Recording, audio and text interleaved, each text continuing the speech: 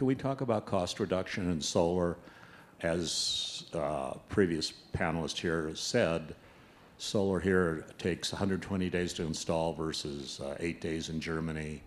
The cost has come down dramatically in panels, but installation and customer acquisition it hasn't. Part of it is because every city in the country has a different regulation how you can do it. So could you help on that? And also in Hawaii, as you know, they've shut down solar installations hooking up because the grid is overloaded because of the solar there. So I'd appreciate your comments in that area. Thank you. Great. Well, as you said, first of all, solar panel costs have come down very, very dramatically. The holy grail for the solar module costs has always been 50 cents a watt, and we are probably now... not installed, though. No, that's the module. Yeah. That's the module. So there's two parts. Yeah.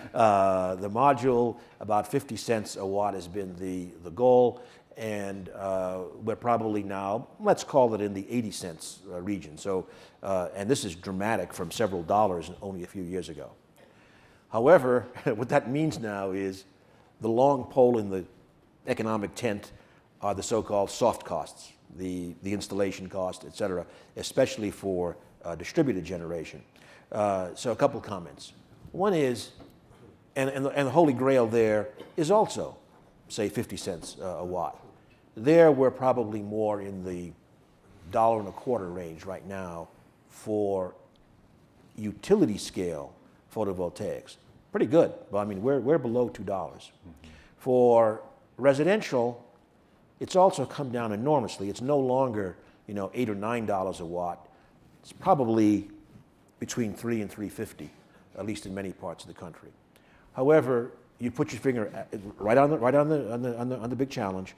And so at DOE, for example, of course we keep our technology driving programs for the solar technology, but we have something else called the Sunshot Initiative, and a big focus of that is the soft costs.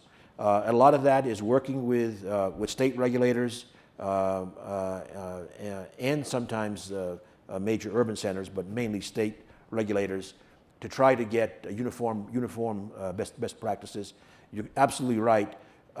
Germany probably has now today maybe 40% of the soft costs that we have, largely through having more pretty standardized, let's say, grid integration requirements for distributed. So we're working very hard at that, and I think we're making a lot of progress.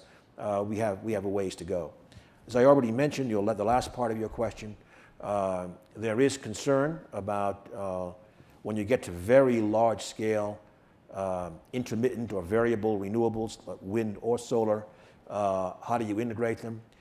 When you're at relatively low levels as we are today, mostly, although sometimes Texas has had 60% wind in some cases. Mostly we can use the grid as the effective storage device.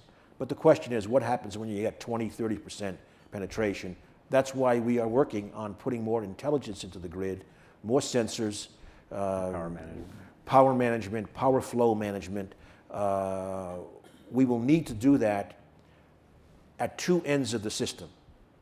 One is getting a very high voltage, long distance backbone, and the other is on the distribution end, a smart grid infrastructure for integrating distributed generation.